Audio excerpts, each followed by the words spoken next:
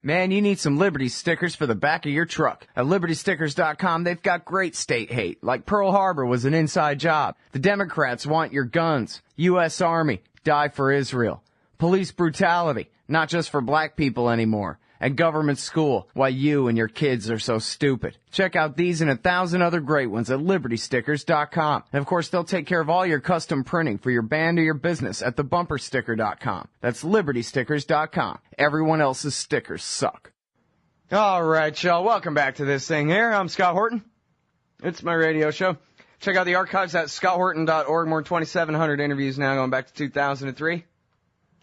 And our first guest on the show today is Jacob Hornberger. He's the founder and the president of the Future of Freedom Foundation at FFF.org, which just goes to prove that they were really on the ball the day that internet URLs went up for auction. Welcome back to the show, Jacob. How are you doing? No, doing great. Nice to be back, Scott. Thanks for having me. Well, I'm very happy to have you here, and most libertarians don't write much about Cuba because they don't know too much about it, but you sure seem to know a lot about it, and you've got this great piece, Alan Gross and Regime Change in Cuba. And so I was wondering if you could take us through it. Let's start with who's this Alan Gross? Well, he's a guy that lives in Maryland, I think a senior citizen type, and he decides to go, well, the official story in the beginning was that he was just an American who was just innocently passing out some cell phones to some Jewish groups there in Cuba, and the Cuban government had him arrested for trying to do things that would subvert the Cuban state, engage in activity along those lines. Hey, nothing wrong with that, right? Well, under Cuban law there is, and they indicted him. Well, they didn't indict him, but they accused him, and they charged him and tried him and convicted him and gave him a 15-year sentence. And, of course, the U.S. government was just outraged and said, oh, freedom entitles people to pass out cell phones, and this is outrageous and so forth. Well, finally what happens is Gross has been in jail for 2 or 3 years, and it looks like the Cubans aren't budging because they're interested in a trade with a group called the Cuban Five that we can get into if you like. But so Gross is really upset over this, so he sues the company that hired him to do this. So he wasn't just an innocent American passing out cell phones. He was actually on contract. In fact, a contract that was paying him in the neighborhood of, $300,000 to $500,000. And so he sues the company for not having trained him sufficiently for this dangerous mission. And the company discloses all these documents that showed that this was actually an operation of USAID, which, as I'm sure you know, has traditionally been a front for CIA. So it's obvious that this wasn't just some American going around passing out cell phones to the poor. This is just standard regime change operations that the national security state has been engaged in Cuba since 1959, when Castro took power and refused to become a puppet of the U.S. regime. And you say in here that it was very sophisticated technological and communications equipment. It wasn't just cell phones. It was what? Can you say specifically what we're talking about then? Yeah, it was that what happened was the employer, Gross's employer, actually attaches to their motion to dismiss the case based on national security all these documents to specify exactly what the equipment was, but it was in the nature of like sophisticated satellite type posts for transmitting messages, and it wasn't just cell phones. It was actually technological and communications equipment that would facilitate communications in the event that some nice regime change operation was taking place because of Castro's death or chaos in the country or whatever. This was sophisticated equipment that he was passing out. Yeah. So not a very sophisticated op, though. I mean, it sounds like Castro's exploding cigar here. They haven't figured out yet how to do this on the sly in Cuba, of all places. Right, and really what I'm writing about and have been writing about is that what is it with this obsession? That here. This country, Cuba, has never attacked the United States. It has never engaged in any terrorist attacks on the United States. The U.S. has been the aggressor the entire time. and hardly anyone questions the assumption. They say, well, Castro is not pro-U.S. He's a communist. That is, he's a person that in his mind holds socialist views, and therefore that gives us the right to assassinate him, to invade the country, to engage in these regime change operations. Where do they get that? I mean, like, you know, and hardly anyone questions this. Here is one big nation aggressing against another nation that hasn't done anything to the United States, and hardly anyone questions it. Of course, we're questioning it here at the Future of Freedom Foundation. Well, you know, the crusty old conservatives used to joke that Castro got his job in the pages of the New York Times, you know, like it was a one ad. And that, you know, they try to remind us that the American establishment, and I don't know the details of this, I'm sure you probably know a lot more about it than me, but apparently the CIA and the State Department were all for Castro coming to power. They just got mad when he didn't want to go along with them after that. Well, there's a lot of truth to that. That, you know, the dictator before Castro was Fulgencio Batista, and he was your classic Latin American crooked and corrupt dictator, but he was pro-U.S. He would do whatever the U.S. wanted, and of course the U.S. national security state has had this obsession with controlling Cuba since at least World War II, but even going back to the Spanish-American War, I mean, we've had troops occupying Cuba and so forth. I mean, the people in the U.S. government, the statists, have always treated it like a little vassal country, and so Batista was just one of our dictators.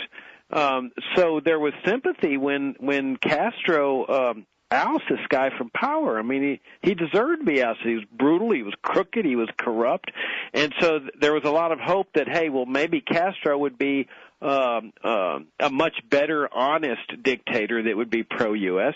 But Castro took the position that, look, you know, enough is enough of the U.S. controlling Cuba. This is a sovereign and independent country. It should have been this back in the Spanish-American War when the U.S. refused to let Cuba have its independence after, you know, it helped it gain its independence from the Spanish Empire. So Castro says, no, enough's enough. We're not going to kowtow to this country. We're not going to submit our decisions to your approval process. And that's when things went sour, that the U.S. national security state said, hey, we can't have an independent Cuba. We've got to get in there now and put our man back into power, either Batista or some other dictator. And so begins this long, obsessive sojourn trying to affect regime change in Cuba. And Gross is obviously just part of this process. Mm-hmm. You know, despite the big messes they've made, Scott, in Iraq, Afghanistan, all the people they're killing in Yemen and Pakistan, it's amazing that they have time to come over here and say, hey, let's continue our regime change operations in Cuba. Yeah, I mean, especially when, well, I don't know, does Kennedy's promise to the Soviets still stand that we won't do a regime change there? I guess not. In fact, they were still pushing for regime change and doing everything they could right up until the time that Kennedy got shot in the head himself. Well, Kennedy had promised no invasion. You know, it's an interesting question as to whether that promise is still valid, but certainly it's been honored, much to the chagrin of the Pentagon and the CIA and some of the Cuban exiles. But you know, under what moral or legal authority did the U.S. invade the country in the first place? I mean, like I say, you know, that this notion that because a person in another country is a communist, in other words, that he holds in his mind a certain philosophical perspective, that entitles the national security state to go in there and invade the country and assassinate that guy and impose a brutal embargo against the Cuban people that has absolutely squeezed the lifeblood out of them. That to me is so shocking and appalling. And very few people except libertarians challenge that notion, that just because a person's a communist or holds communist or socialist views or liberal or progressive views, which are very similar, how does that entitle somebody to go and murder that person? It's incredible. It's an incredible mindset. Right. Yeah, you could have an argument about, well, geez, I don't know, you know, maybe we should have a regime change here or a regime change there, but it really is, you have to go to libertarians to hear someone say, yeah, but you don't have the right to do any of that. You know, it's not about whether just, you know, utilitarian arguments about whether it's a good idea or not to invade Mali, but you have the right to tax one innocent person to kill one innocent Malian, you know, that kind of thing. It's just that simple. But for the left and the right, no, this is just a question of policy to be determined by a bunch of experts on C-SPAN, not you. Right. It's only the libertarians that bring up the whole moral argument. I mean, it's like the statists, both conservatives and liberals, have no moral compass at all. If a guy holds a different philosophy than yours, you can go and kill him, murder him, assassinate him. I mean, and then a lot of these people profess to be Christians and very devout and stuff, and they say, well, of course you can go kill somebody if he holds a different economic philosophy than yours. I mean, that's incredible. It's just shocking. I was raised to believe, well, let's see, my dad was at UCLA during the Cuban Missile Crisis, and one of his professors actually was gone for 2 weeks and came back, and he had been in D.C. helping to advise Kennedy during the Cuban Missile Crisis. I don't know the guy's name, but that was the thing. So I knew the story of the Cuban Missile Crisis from the time that I was a very little kid. And then the end of the story is when the professor came back, he said, kids, there's no such thing as closer to thermonuclear war than that. That is the absolute brink. You get any closer than that, you're burning. Simple as that. So that was, the peak of the Cold War as far as the brinksmanship there. And I read this Ivan Elam piece. I linked to it in the Just Ramondo column the other day. This piece by Ivan Elam about Ted Sorensen died, and Ivan Elam said, hey, let's go back and revisit Ted Sorensen's story here for a minute and whatever. And Elam makes it a very clear case that Kennedy actually didn't care, and neither did McNamara. They agreed that it made no difference whether there were nuclear weapons in Cuba or not, because after all, the Soviets could still wipe us off the face of the earth in half an hour. It's not like we had a missile defense system. They had plenty of hydrogen bombs to take out the whole East Coast and whatever they wanted. So it really didn't make any difference whether there were nukes stationed in Cuba or not, except for the upcoming congressional elections. And because of the Berlin crisis and a couple other things, the Republicans were attacking Kennedy for being soft on the commies. And so he outright said, there's direct quotes of him saying that it doesn't really make a difference for the country whether there are nukes in Cuba or not. But it does, but I already went out on the line and said it absolutely may not, must not be allowed to stand. And so then that was his motivation for bringing the world to the absolute brink of nuclear annihilation. The end of the human race was simply for the upcoming congressional elections. I saw the same thing, and they pointed out that the Soviets had nuclear submarines that could launch right offshore anyway. But we've always been inculcated with the notion that it was the Cubans and the Soviets that were trying to install weapons in order to have a first strike on the United States, that they wanted war and so forth. The real truth is that after the Bay of Pigs invasion, where the U.S. is invading a sovereign and independent country for no other reason that a communist guy who's independent of the U.S. is in charge, so they invade this country. Well, it obviously was a failure, but from that point on, in the fall of 62, I guess, all the way into the spring and summer of 63, leading up to the Cuban Missile Crisis, maybe it's 61, 62, there were rumors that the U.S. was going to do this again, and in fact, the Pentagon wanted to do it again, and so did the CIA. And I think it was in the spring, as it turns out, that the Pentagon unanimously, the Joint Chiefs of Staff, present Operation Northwoods to Kennedy, where they're calling for fake terrorist attacks which kill innocent Americans, and they're going to blame it on the Cubans as an excuse for invading the country. So Castro sits there and says, I can withstand an attack by Cuban exiles, no problem there, but if the U.S. Army invades this country, I don't stand a chance. I'm dead, and my country's going to be subjected to U.S. government control. And so he figured the only chance I have to deter such an attack is by having the Soviets put some nuclear weapons over here. So it was the actual national security state that brought about the conditions for the installation of those Soviet missiles. They were always defensive, to deter a U.S. invasion, which is exactly what the Pentagon and the CIA wanted to do. So it's just another legacy of the national security state.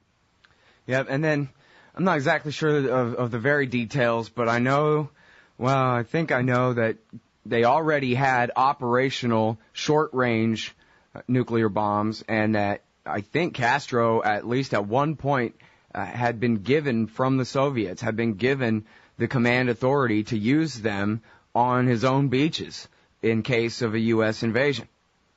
And then I don't know whether they would have retaliated and tried to hit Florida with them too or what, but then it would have been, to paraphrase Rand Paul, that would have been considered an attack on the United States by the Soviet Union.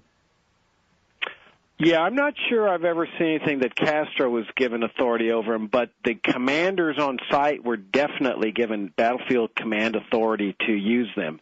And in the event of an invasion. That's right. And the Americans didn't know that. They thought they were only looking at medium-range missiles that were still being put together. They didn't know about the already operational short-range missiles, correct? That's absolutely right. And those missiles, that if the U.S. had invaded the country, which is what the Pentagon and the CIA were advising Kennedy to do, those battlefield commanders in Cuba, Soviets, would have had the authority to defend themselves with those nuclear weapons, which, of course, if they had been fired, would have led to a nuclear attack on the Soviet Union and then a retaliatory strike on the United States. And you're right. They didn't know that they were operational. They didn't know that those commanders on the ground had that authority. If Kennedy had not backed down and said, okay, I'll take the missiles out of Turkey. That was a deal. People think, oh, well, the Soviets just backed down. It was both sides that backed down. And Khrushchev demanded that Kennedy get the nuclear missiles out of Turkey, which was perfectly logical because, that was right next door to the Soviet Union. We had our missiles pointing at him. And then he had to promise never to invade Cuba, which is direct proof that that's what the purpose of the missiles were in the first place, to deter a nuclear attack on Cuba. And, of course, that raises the notion as to why the military and the CIA and the Cuban exiles hated Kennedy, because he had betrayed them. He had sacrificed their long dream to effect regime change in Cuba through a military invasion. Kennedy put the quietus to that, and that's why they said he was a traitor. He betrayed his country. He betrayed the Cubans and so forth. And the Pentagon never looked on Kennedy as a hero for having diffused the nuclear crisis. All right, now to bring it back to the current subject here in this current piece, Alan Gross and regime change in Cuba. Just to make sure that I understand your story here, Jacob, what you're telling me is there's this American who was busted, and the Americans and his defense in Cuba during his prosecution was that, hey, he's just some nice old guy passing out cell phones to people or giving them, I guess, to Jewish groups in Cuba. But it turns out, nope, he was working for USAID, a.k.a. American intelligence, on a covert mission to bring in sophisticated communications equipment, something to do with somebody's plot for regime change there, it sounds like. And you know this because, as you link here, the documents have been posted at the National Security Archive. I don't know who screwed up and let that much through, but in other words, he was as guilty as the communists prosecuting him said he was. Correct? Do I understand correct the story here? Well, he's working for a private contractor. I forget the name of his. It's a little deniable, I guess. Yeah, DAI. DAI was a contractor for USAID under this contract to go in there and distribute these things in Cuba. So Gross is like an independent contractor working for DAI, and it wasn't a screw-up. That what DAI, according to Peter Kornblue of the National Security Archive, is doing is engaging in a bit of gray mail here, that on USAID and possibly the CIA, that they released these documents when Gross sued them. Now, Gross is obviously in jail in Cuba, but he's filed a suit in federal court over here against DAI, and DAI responds to the suit by saying, here's some documents that we're going to use to defend this, and if this case goes to court, we're going to release a lot more information here. Mm-hmm. Well, what Gross is trying to do, at least it seems pretty clear to me, is he's trying to force the U.S. government into negotiating a deal for his release. Well, the only deal that can possibly be made is an exchange of Gross for the Cuban Five. Now, as I mentioned earlier, the Cuban Five are a group of 5 Cuban agents that came over here many years ago to try to ferret out terrorist attacks against Cuba before they took place. Well, they were caught and arrested, and the U.S. National Security State said, "Oh, you're spying, and well, but they're not spying to prepare for an invasion of the U.S. They're spying to ferret out terrorist attacks by the U.S. against them, including private groups." in other words, it was all defensive. Well, the federal judge threw the book at them and said, you all are bad people for doing this, that you're not supposed to oppose anything the U.S. national security state does to Cuba and so forth. And so they got really high jail sentences, like 10 to 15 years, and they're still in jail, most of them. And so what their Cubans are proposing is, look, we'll give you gross, you give us our Cuban Five, let the Cuban Five come back to their families. And the U.S. has steadfastly said, no, there will be no trade. And my hunch is that what Gross is doing with his lawsuit is saying, you better negotiate seriously for my release, or I'm going to disclose a lot more information about what's going on here. Yep. And now, you know what? There's so much to talk about, and I want to ask you so many different things here. I want to ask you about the Cuban Five, but I also wanted to ask you about the repatriation of gold, because you wrote this great thing about that. Let's talk about that. We'll do the Cuban Five another time. Tell us about Germany, and then I think now the Swiss, too, are saying they want their gold back. Jacob, is that right? Yeah, it's fascinating that for these banks. Is this like the crack up boom? Is it on now or what? Well, it could be, except that they're taken out over a long period of time, and but they stored their gold, the Germans did, over here in the United States, to kind of diversify their portfolio, keep things stored in other countries, keep it safe. Well, they're obviously not feeling too safe anymore because they know that the U.S. seizes foreign assets whenever they get mad at somebody. I mean, like Venezuela took their gold out a long time ago, so did Iran and so forth, because everybody knows that if the U.S. gets mad at a country, they'll just seize everything they have them. So the Germans are saying, well, we've decided that we would prefer to keep our gold over here. Now, they don't say that they don't trust the U.S. or anything, but it's obvious they don't. So that they're extracting, I forget how much gold, but like tons and tons of gold from the New York Federal Reserve. And I think it has to be done on ships because it's so heavy, and it's going to be done over, a 10-year period of time or something. But to me, the message is clear. We don't trust you. And, sure, there's good relations between Germany and the U.S. today, but who knows what the future holds? What if Germany says, we want all your troops out of Germany? You've been here long enough. World War II is over, and Cold War is over. Get out. Well, that could create tensions, and so I think the Germans are saying we would prefer to have our gold over here if such tensions were to arise. So you think it's more about that than just if there's a financial crisis that the Americans will just seize it for their own purposes, for something like that? I think that's part of it, too, that especially with a worldwide financial crisis. But I think because the way it works, right, is that almost all the central governments that have any gold to speak of, they keep it at the New York Fed for some crazy reason I don't understand in the first place, right? That's the gold we're talking about here. They keep it in the basement on pallets, and they wheel it back and forth to make their exchanges from cage to cage and all that, right? Yeah. But, I can't imagine if there's just a domestic crisis that they would ever say we're going to take other people's gold from around the world to satisfy us. But I wouldn't put anything past these people. But let's face it, if there's a huge economic crisis here, like Great Depression, there's probably going to be a worldwide crisis.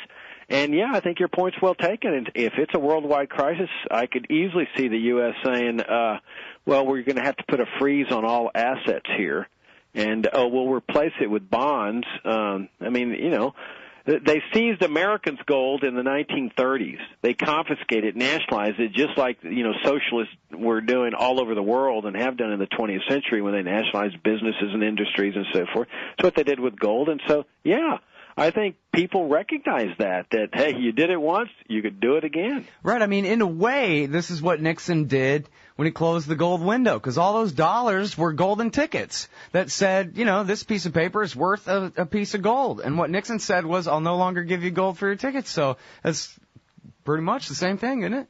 Absolutely. You're absolutely right, that those were essentially like gold certificates that said you can. If you were a foreign government, right? Not if you were an American citizen, but if you were a foreign government, they were.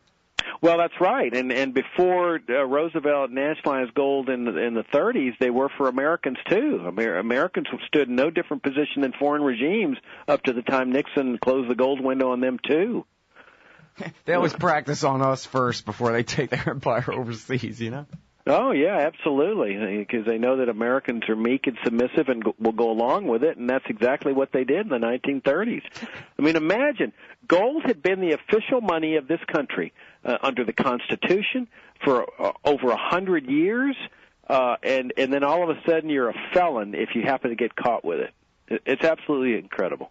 All right, everybody, that's the great Jacob Hornberger. He's the founder and the president of the Future Freedom Foundation. That's at FFF.org. They got a brand new badass website. They got 23 years, approximately, worth of being right about everything on that site. Please go and check them out, FFF.org. One of their newer writers at FFF is Tim Kelly.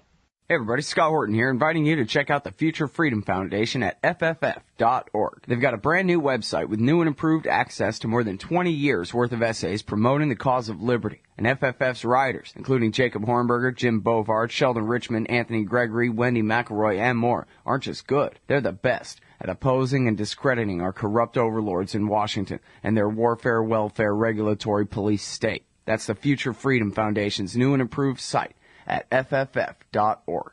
Hey ladies, Scott Horton here. If you would like truly youthful, healthy, and healthy-looking skin, there is one very special company you need to visit, Dagny & Lane at DagnyandLane.com.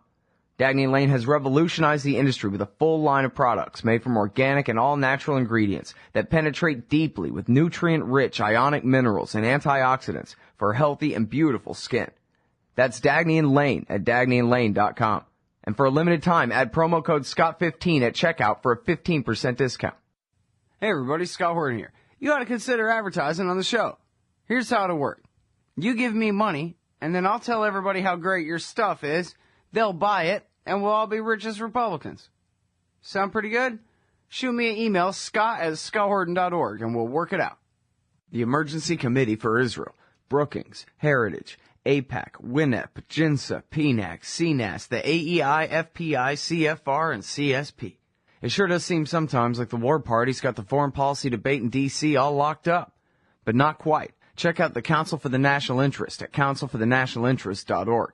They put America first, opposing our government's world empire, and especially their Middle Eastern madness. That's the Council for the National Interest at councilforthenationalinterest.org. Hey y'all, Scott Horton here, inviting you to check out wallstreetwindow.com. It's a financial blog written by former hedge fund manager Mike Swanson, who's investing in commodities, mining stocks, and European markets. Wall Street Window is unique in that Mike shows people what he's really investing in and updates you when he buys or sells in his main account. Mike thinks his positions are going to go up because of all the money the Federal Reserve is printing to finance the deficit. See what happens at wallstreetwindow.com. And Mike's got a great new book coming out, so also keep your eye on writer MichaelSwanson.com for more details.